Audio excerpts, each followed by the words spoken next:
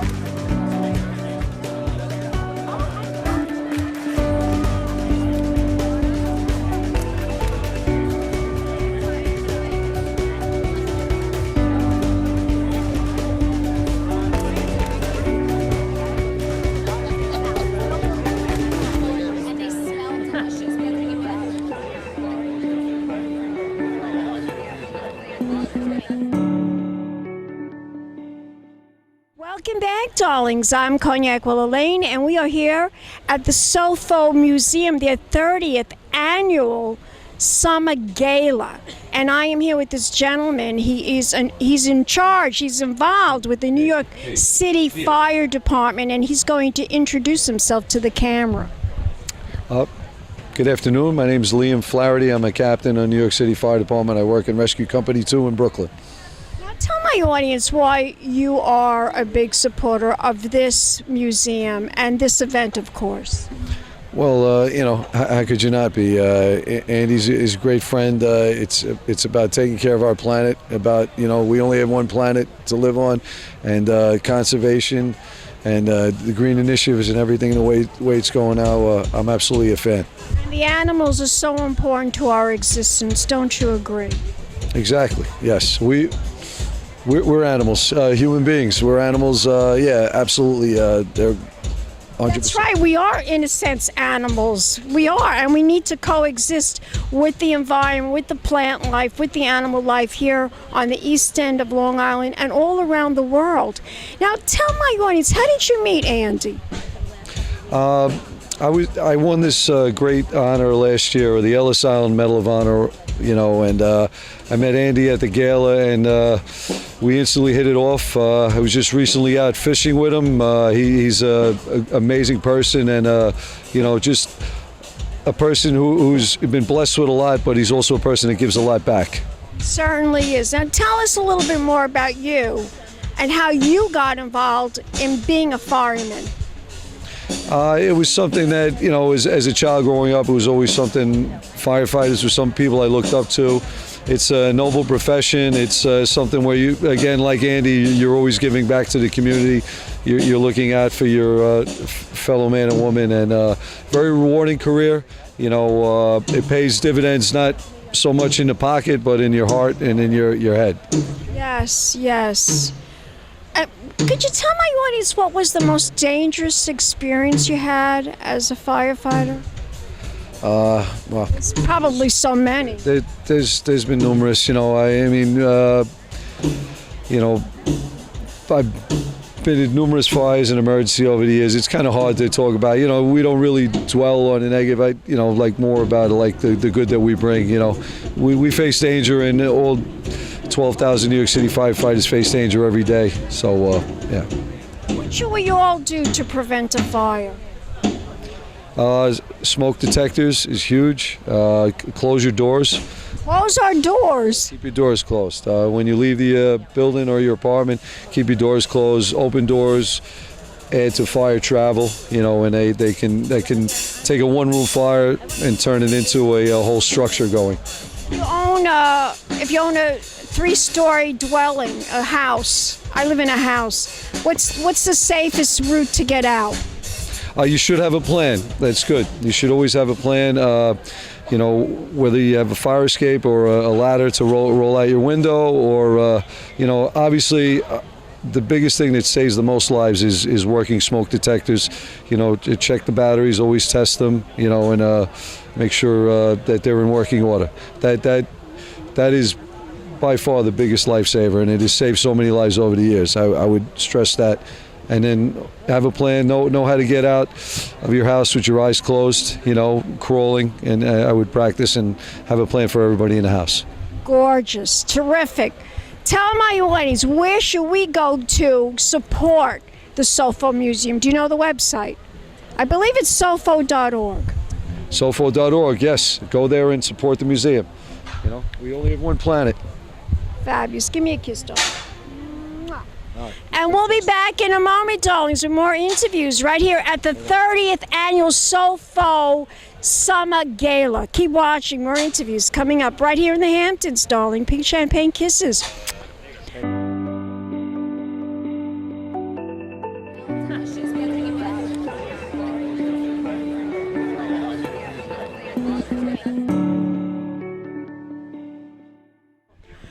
Welcome back, darlings. I'm Cognac Wellerlane, and we are here at the 30th Annual SOFO Museum's Summer Gala.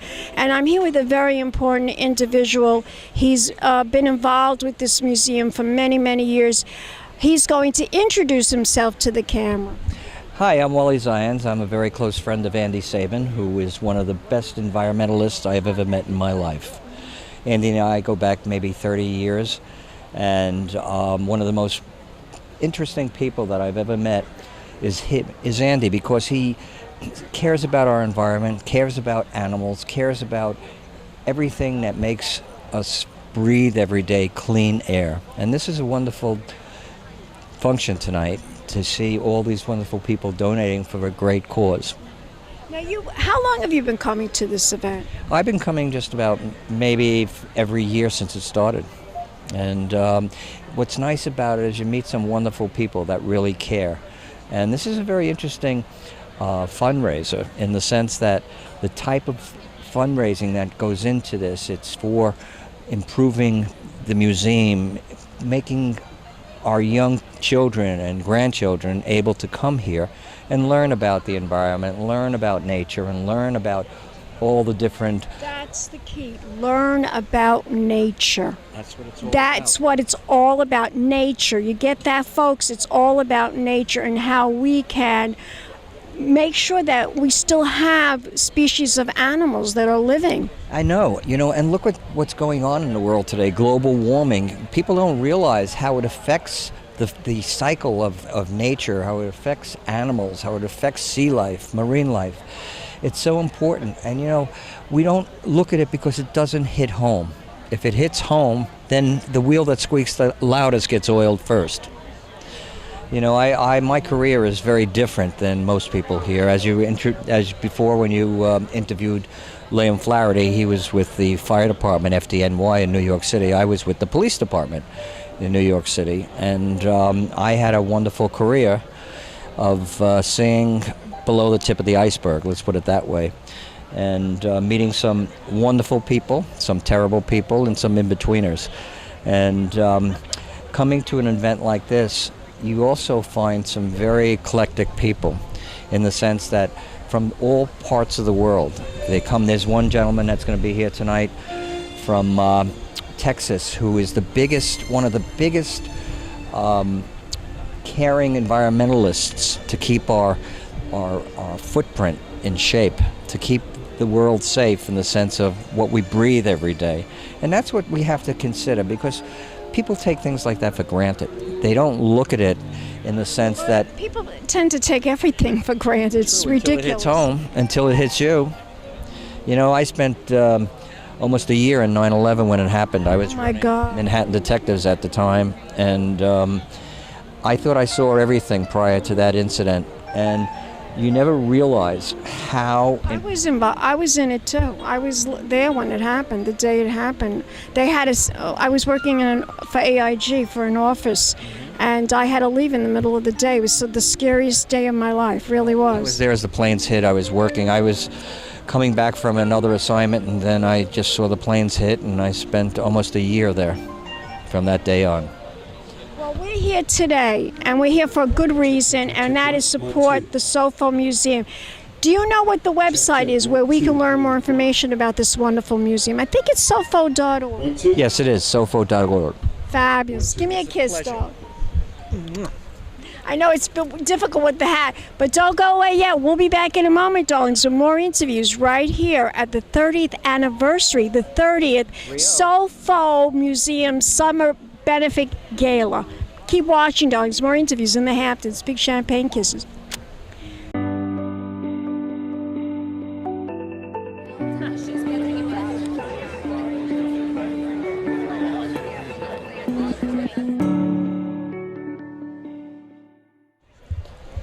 Welcome back, darlings. I'm Cognac Wellerlane, and I am here with Andy Sabin. This guy, he rules here at the SOFO Museum, and this is their 30th annual Summer Gala. How impressive. 30 years. 30 years you've been doing this. 30. Look, we came from a tiny clubhouse on my property in Amagansett to a benefit here tonight with 537 people. We have no room for anybody else. Yeah. 270 nature programs last year. 15,000 kids visited. And, you know, we're trying to make an impression. We're trying to teach young people to conserve the planet, especially in these trying times. It's such a difficult world we live in, and you're absolutely right. You know, I'm very involved nationally. We just set up the Roosevelt Conservation Caucus. I took over Conserve America. We're bringing both sides together. We've had some big successes, bipartisan successes nationally, Save the Seas bill and the lands package, and we got some more we're working on. That's terrific. That's amazing. Any new programs for the children? Constant new programs. There's 270 programs. Every year we add a lot of new programs. I can't give you the specifics. Frank can. Well, you are a wonderful person, and your dedication to this museum is outstanding. Right. Tell my audience, where should we all go? Did you get a bracelet? Yes, I got. Look. No, you didn't. Oh, you're gonna give me a bracelet? Another one? Give me. Is it diamond? Pink. Give me a pink one. Pink. What else? I'm a pink girl. It says every day above ground's a good day. Every day above ground's a good day. Let me just take this. Tell my audience, where can we go to find out more information? Brendan, I can't talk to you. Tell my audience, where should we go to find out more information about this museum? What is the website? Sofo.org. Gorgeous. Give me a kiss. Thank you. And we'll be back with more interviews right here in the Hamptons, darlings. Keep watching. Big champagne kisses.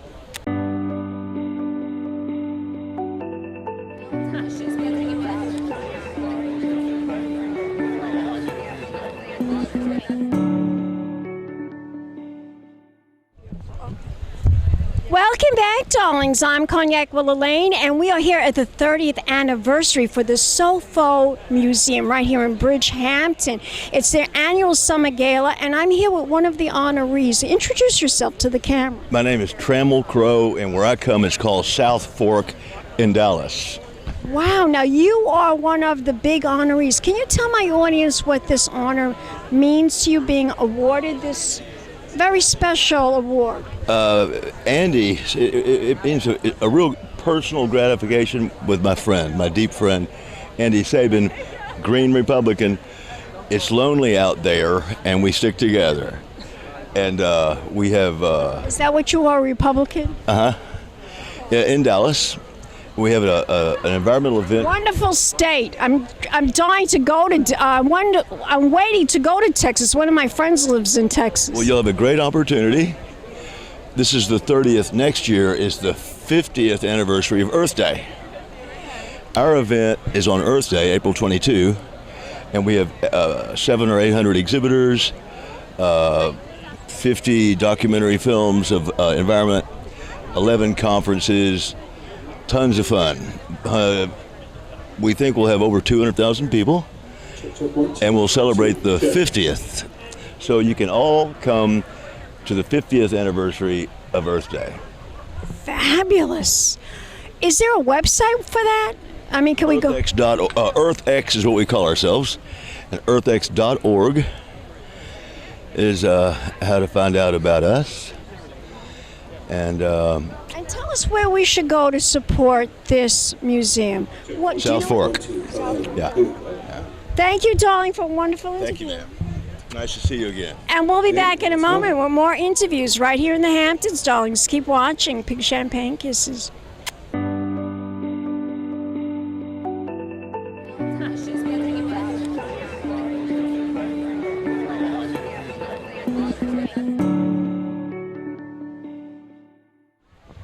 Welcome back, darlings. I'm Cognac Wellerlane, and we are here at the 30th Anniversary Gala Benefit for the SOFO Museum. And I'm here with one of the honorees tonight, Dr.